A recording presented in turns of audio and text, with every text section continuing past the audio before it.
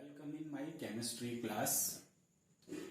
आज हम ninth class का फर्स्ट चैप्टर, जो आपके साइंस का फर्स्ट चैप्टर है, मैटर अराउंड अस, इसके बारे में पढ़ने जा रहे हैं। ठीक है, तो देखते हैं चलिए कि क्या पढ़ना है हमें इस चैप्टर के अंदर।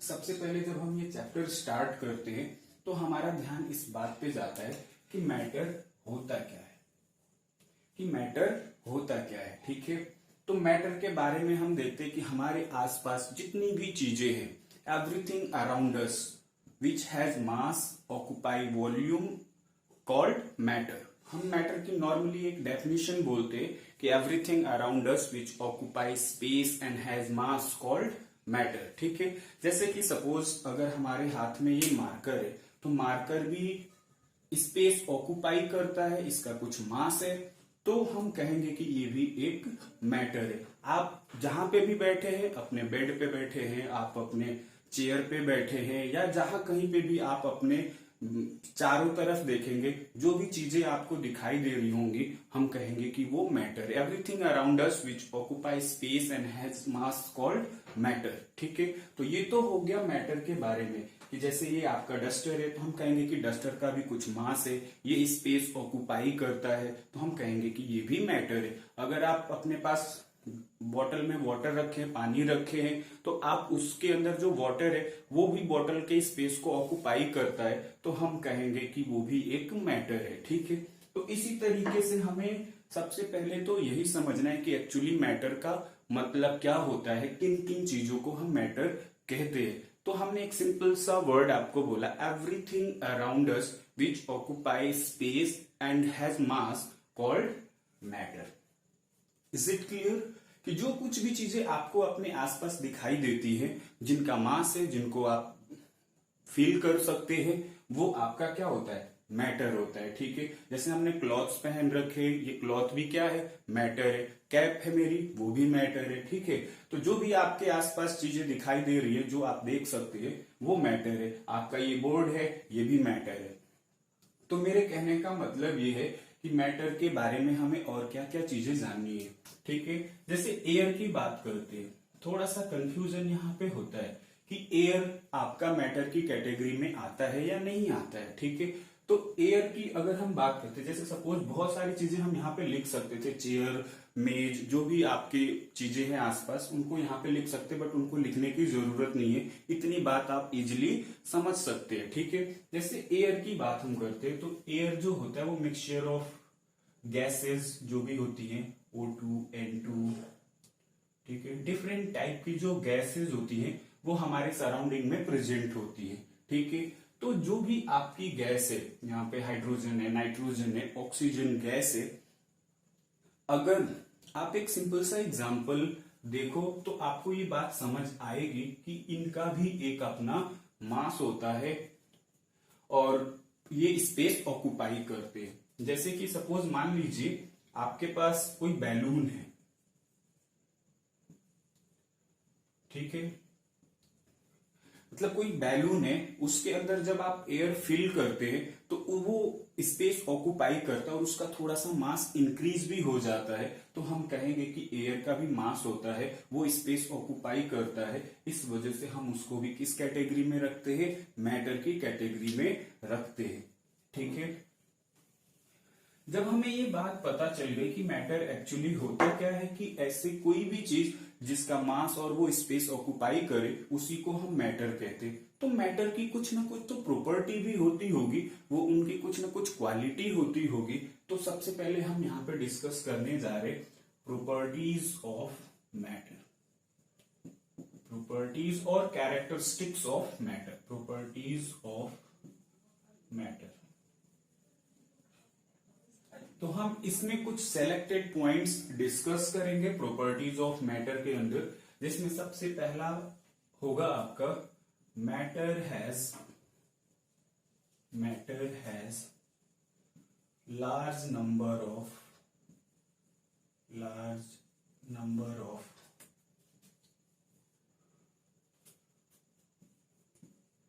Tiny particles.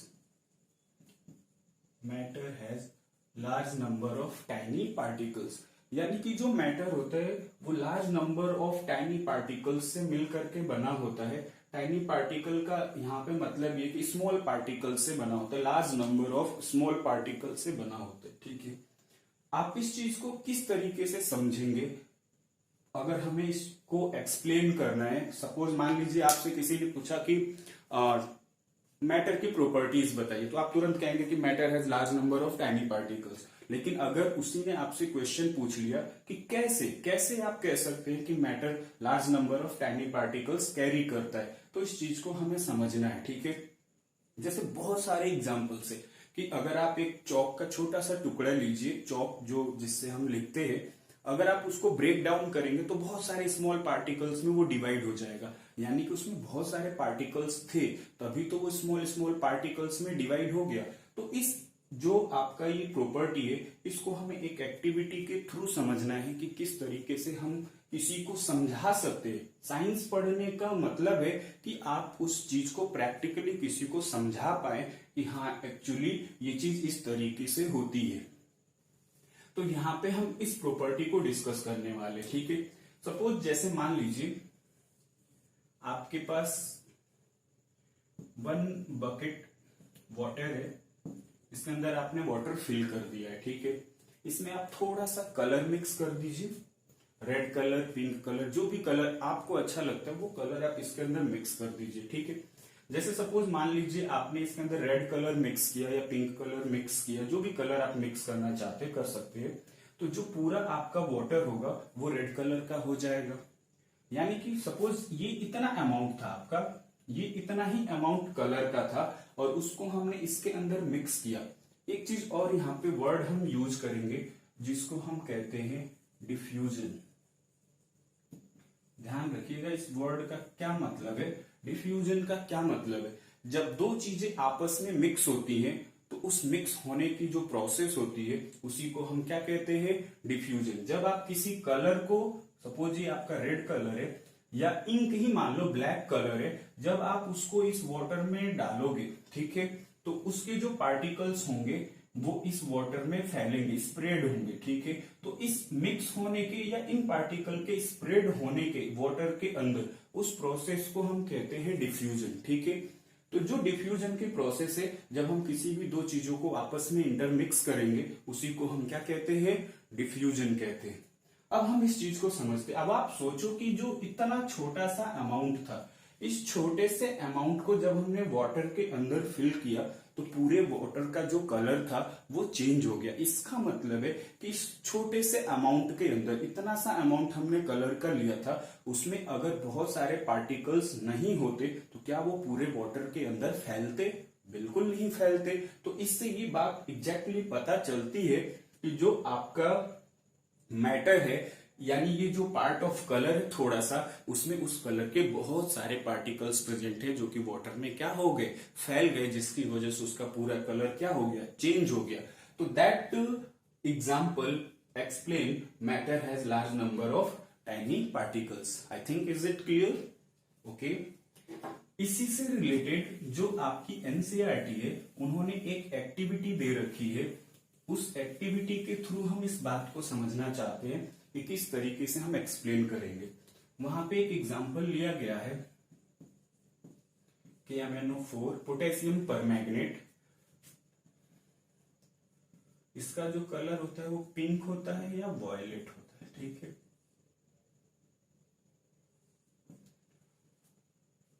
तो हमें बेसिकली यहां पे ये चीज समझनी है कि जो आपका पिंक कलर है पोटेशियम परमैंगनेट का, या कॉपर सल्फेट जो होता है वो आपका ब्लू कलर का होता है। ठीक है, ये दो सब्सटेंसेस मैंने लिखे यहाँ पे, potassium permanganate, copper sulphate. Potassium permanganate pink colour का, कॉपर सल्फेट ब्लू कलर का। जब आप चैप्टर्स ऑफ केमिस्ट्री पढ़ रहे तो आपको फॉर्मूले भी याद करने पड़ेंगे, फॉर्मूलों को भी समझना पड़ेगा, क्योंकि अब हम केमिस्ट्री पढ़ रहे हैं और केमिस्ट्री के अंदर हम केमिकल सब्सटेंसेस के बारे में क्या करते, पढ़ते हैं। ठीक है, तो बेसिकली यहाँ पे होता क्या है कि जब हम पोटेशियम परमैंगनेट लेते हैं बहुत स्मॉल क्वांटिटी में, जैसे यहाँ पे जो एक्टिविटी है कुछ इस तरीके से एक्सप्लेन करी गई है। आपने वाटर लिया, फ्रेश वाटर, ठीक है, एक और कंटेनर में आपने फ्रेश वाटर लिया, सपोज मान लीजिए 100 ml, ये बीकर है, आपने 100 ml लिया,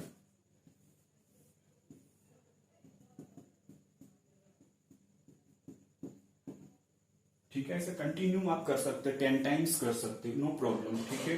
100 ml fresh water, 100 ml fresh water, 100 ml fresh water, ठीक।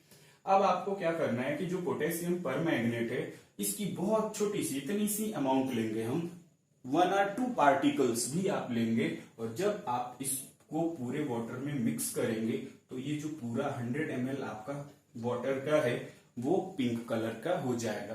दैट मीन्स ये तो बात पता चल गई कि इतनी सी क्वांटिटी में बहुत सारे पार्टिकल्स थे, तभी 100 ml वाटर का कलर क्या हो गया, पिंक कलर का हो गया, ठीक है। अब हम क्या करते हैं कि जो ये आपका 100 ml था, इसमें से हमने 10 ml एक टेस्ट ट्यूब में निकाला, मेजर कर लिया। ये एक टेस्ट ट्यूब होती है, जब आप लैब में जाएंगे तो आप देखेंगे कि एक ग्लास की ट्यूब होती है, उसको हम टेस्ट ट्यूब बोलते हैं। उसके अंदर हमने 10 ml लिया और उसको हमने अगेन जो फ्रेश वाटर है उसमें पोर किया। जब हम दूसरे वाले बीकर में जिसमें फ्रेश वाटर है उसमें इसको पोर करेंगे, इसमें से लिया हमने 10 ml और इसको हमने इसके अंदर पोर किया।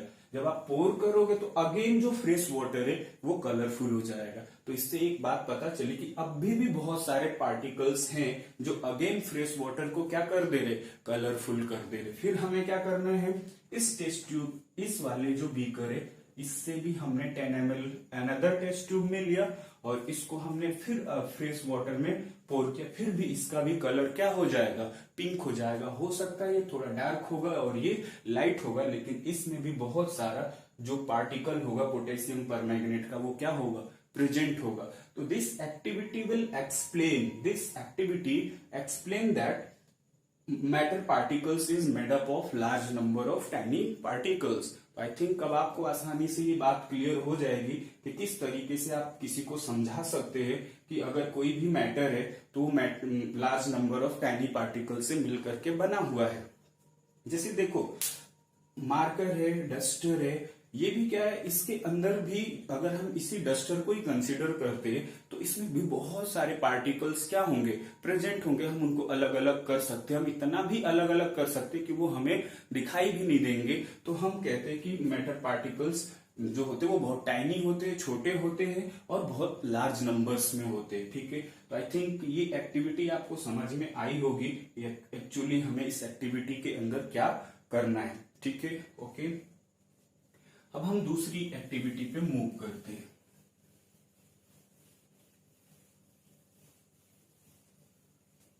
Property number 2। प्रॉपर्टी नंबर 2 आपका है मैटर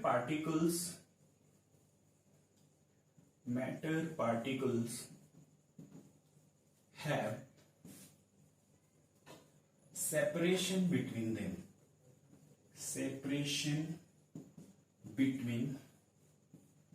देम।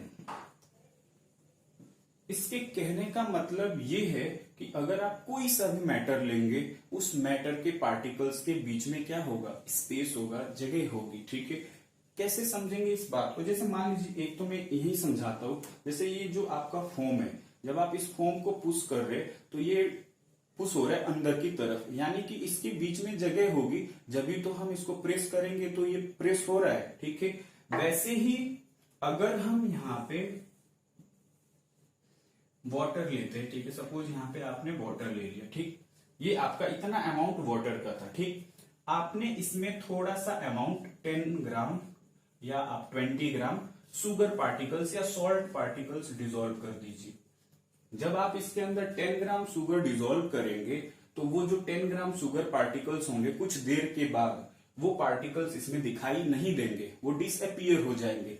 डिसअपीयर होने का मतलब यही तो है कि इसके अंदर खाली जगह थी जहां पे वो शुगर पार्टिकल्स क्या हो गए, चले गए, उन खाली स्पेसेस को ऑक्युपाई कर लिए। अगर जगह नहीं रहती, इनके अंदर स्पेस नहीं रहता, तो सारे शुगर पार्टिकल्स ऊपर ही रह जाते, अंदर कैसे जा पाते। समझ में आ रही बात। एक और सिंपल सा एग्जांपल, जैसे मान लीजिए आप स्विमिंग करते हैं, तो आपको जब वाटर के अंदर जंप करते हैं तो वाटर के अंदर चले जाते। अगर उस वाटर के पार्टिकल्स के बीच में स्पेस नहीं होता तो क्या आप उसके अंदर जा पाते? तो हम यहाँ पे कह सकते हैं कि मैटर पार्टिकल्स के बीच में भी क्या होता है, स्पेस होता है। अब क्वेश्चन आपके दिमाग में ये आ रहा होगा कि मैंने इधर के पार्ट का तो बता दिया कि ये पुश हो रहा है तो इसमें स्पेस है। अगर हम इस साइड की बात करें, आपके दिमाग में आ सकता है ये क्वेश्चन, तो इस पार्ट साइड में तो हम पुश कर रहे हैं तो कोई पुश नहीं हो रहा है। इसका मतलब ये कि इसमें जो स्पेस है वो बहुत कम है। स्पेस तो इसमें भी है लेकिन वो स्पेस बहुत कम है, बहुत कम है, जिसको हम नेकेड आई से नहीं देख सकते इस वजह से। लेकिन स्पेस हर मैटर के पार्टिकल्स के बीच में होता है, ठीक है। तो ये आपकी दूसरा आपकी प्रॉपर्टी हो गई, matter particles have separation between them, ठीक है। तो इसके बारे में हमें यहाँ पे देखना है कि 10 ग्राम शुगर, जितना भी शुगर हमने लिया, जब आप उसको उसके अंदर डिसॉल्व कर रहे तो वो स्पेस ऑक्यूपाई करता है और तभी वो उसके अंदर डिसअपीयर हो जाता है। तो हम कहेंगे कि मैटर पार्टिकल्स के बीच में स्पेस होता है, जिसकी वजह से वो स्पेस को ऑक्यूपाई करते हैं। क्लियर है इतनी बात?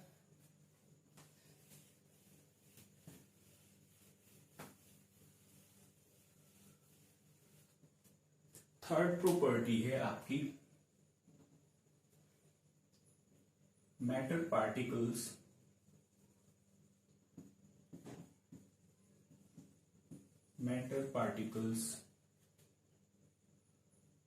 हैव मोशन या मोमेंट।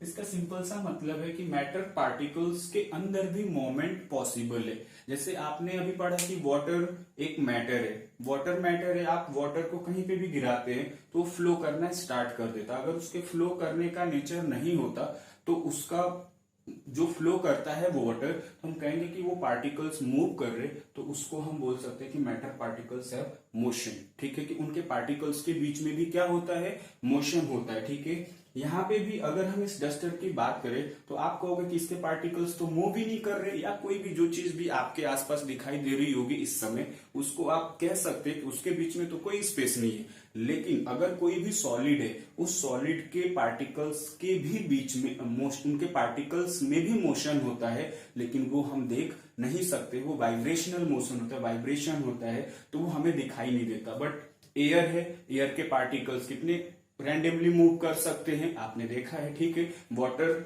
जो है वो मूव कर सकता है। तो ये सारे एग्जांपल्स जो है मैटर के, वो एक्सप्लेन करते हैं कि मैटर पार्टिकल्स का अपना मोशन होता है, ठीक है। Is it correct? तो यहाँ पे हमें बेसिकली यही चीजें डिस्कस करनी है।